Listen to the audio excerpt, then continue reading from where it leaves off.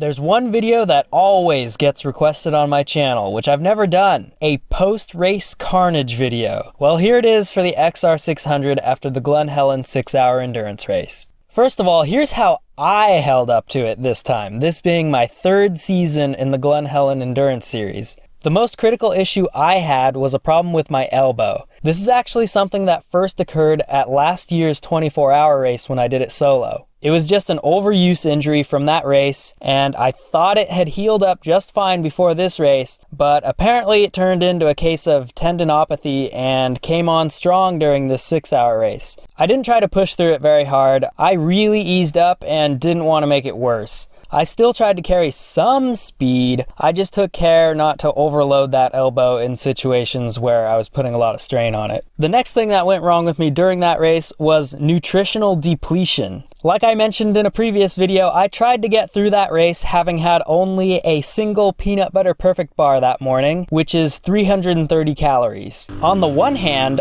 I'm surprised how far I went feeling just fine. I made it about 4 hours before I hit the wall. On the other hand, when I hit the wall super hard. I remember it being so sudden, just all at once. I ran out of energy and felt super hypoglycemic. In the last few laps, I would come through the pits and smell food, and my hunger drive would just wrench on my stomach, telling me to eat something. But I didn't have any quick enough snacks, so I just drove on. Out on the course, I swear, there were a few moments where I experienced phantom smells and even tastes of In-N-Out Burger. I've done 48-hour fasts and not even come anywhere close to that level of hunger. So that proves to me that when your energy expenditure is rapid enough, your body can't pull it out of storage quickly enough to keep your performance up. And it will drive you insane and force you to look for things to eat. Another thing that snuck up on me out there was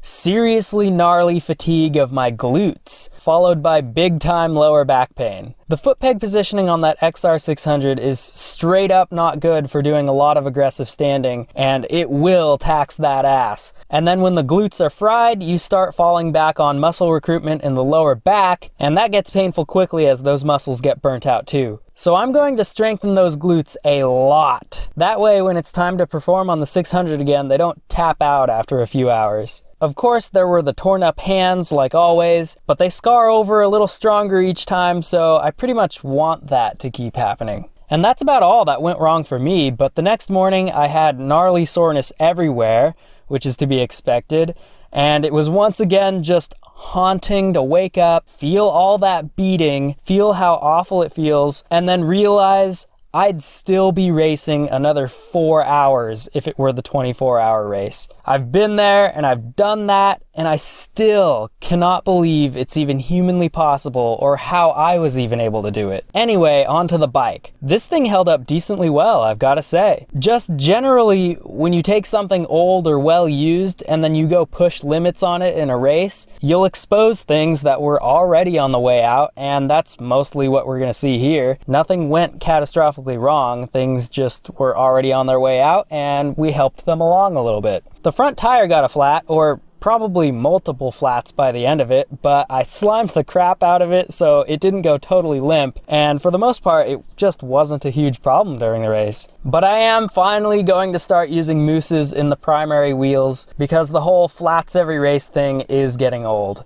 The front brake is feeling a bit weaker than it was before the race. It still works well enough, but it'll work a lot better again with a service. The thing is, the caliper just gets permeated with this highly anti-lubricious micro grit at Glen Helen, and then everything just needs a cleaning if it's going to work smoothly again. The maxi pads that I put on the forks, I think did their job and are totally full. I threw those on there in case the forks leaked, because when they leak, it tends to get washed down onto the brake, and that messes up the brake pads. It looks like only the right fork leaked, so they mostly caught water, I'd say. But hey, they did something, so I'm gonna keep experimenting with those maxi pads. Obviously that right fork needs attention, but I was actually just going to pull the forks apart anyway, because I want to make a slight change to the damping rods, so I'll be putting new seals and bushings in both forks anyway after I tear them down. The sweet custom graphics did not hold up well enough. So I need to do it way better next time, and my goal is to make them pretty much permanent. This on-off switch that someone put on this bike to act like an ignition key is busted, and that is the reason the bike was so difficult to start on race day. I had no clue that this thing was no longer working, and I really just got lucky that it works intermittently. So I'm going to just connect these wires directly. That way the kill switch is the only thing that can mess with the ignition. All of the controls are very crunchy and gritty from that micro grit paste that gets into everything at Glen Helen. So I need to get some of those rubber covers for the cable ends and the lever joints to protect those just a little bit. The oil level is off the dipstick, but there's still plenty in the frame sump, so it's not like anything ever ran dry. And it was smoking heavy the whole time, so we knew there was oil in there.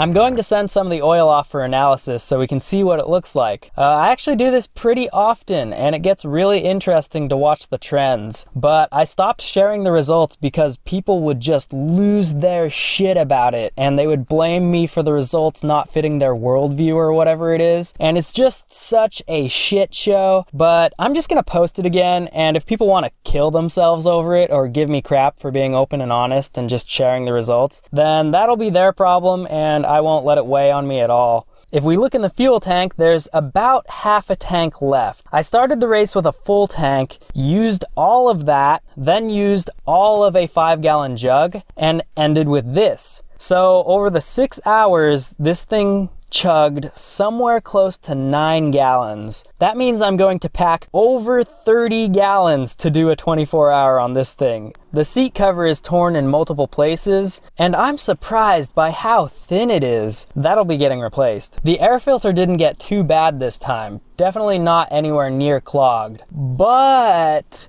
if you look at the other side of the airbox, it is leaking pretty badly past the filter, so that is not good. It's not only just peeling up, as you can clearly see right there. If you really look in there and you start touching it, that rubber boot is cracking along the edges, so it's just getting too old and too weathered to keep using that thing. I do have a few options though, so it'll be alright. I'll take care of it somehow. The rear shock is feeling very tired now. It was already feeling a bit shot before the race, and now it's bad. That thing's going to get a rebuild. The whole rear end is producing a creak noise that you can feel through the whole bike, so something went dry or gave out in the rear end.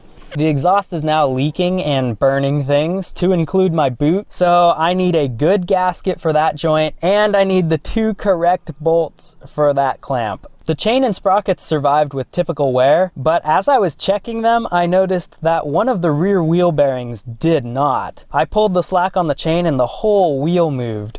At first I was like, did the freaking axle come loose? No, it did not. The rear wheel just has a bunch of play now and moves around. The rear brake is at max adjustment. Not the actual max adjustment, just the max before the wing nut runs into the messed up threads portion of the actuating rod. So I need to fix that. The rear tire though, that thing held up great. I'm actually really happy with the 17-inch Trackmaster rear end.